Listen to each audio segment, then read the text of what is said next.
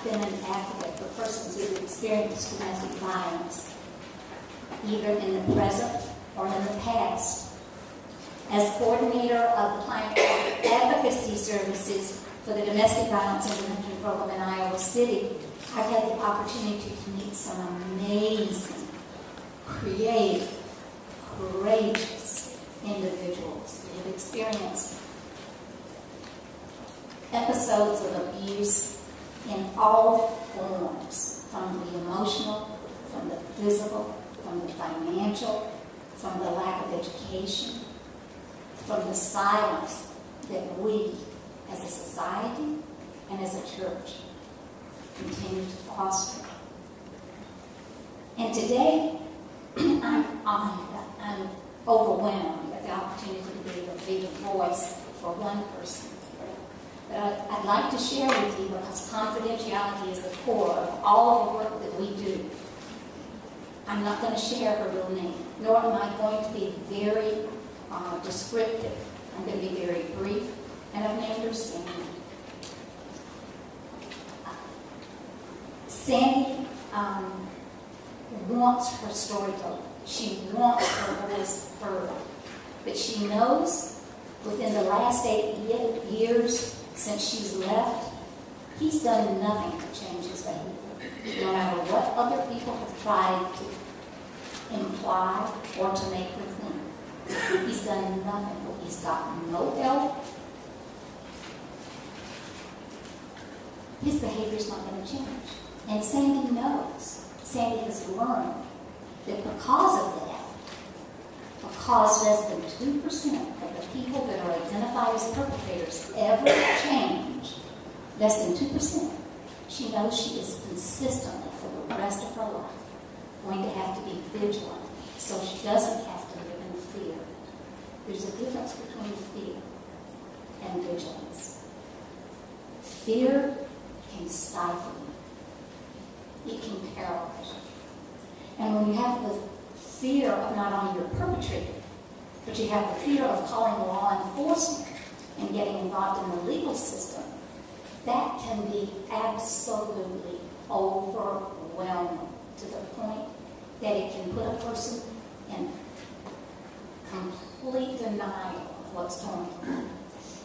That they can overlook the red flags, and that they can begin to minimize so that they don't have to feel re-victimized by the legal system, by the laws that we as states and as countries and as a civil society put into place.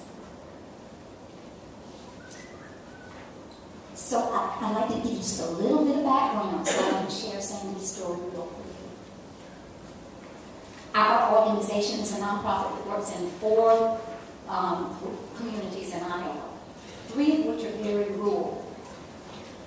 About 8 years ago, almost 9 years ago, I received a phone call from one of the adjoining sheriffs.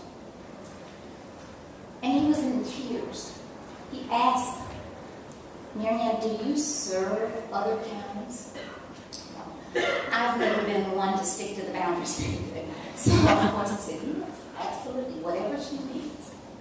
So we started talking, and he began to cry. This is a guy that I've had trouble with. Okay? I've been having to get him to go and answer phone calls for domestic violence. And he was crying. At that particular moment, I knew that the only thing that I could do was to begin to be there for him and for Sandy and the other victims. Because our institutions, our legal system, they're not going to give them the validation that they need and that they deserve. And the only way they're going to get that validation is through us, through people of God. And as a Christian, I will say to you, not all my peers agree. But I believe that the only way a person can move in or out of the role of a victim is to have the power of their higher, is to have their higher power to pull them. If we have that higher power, we can activate, we can motivate, we can educate, and and we can change so that domestic violence is no longer the silent killer of our families. God has loved us so much, He gave us minds. He gave us gifts and He gave us talents. And He said, I'll be there with you every step of the way. But you're going to have to do it. He's here with us. He's ready to lead us. He's ready to guide us. We've got to do it in His name of love. So that those that experience domestic violence will never feel re-victimized by the church, by the communities, or by the legal system.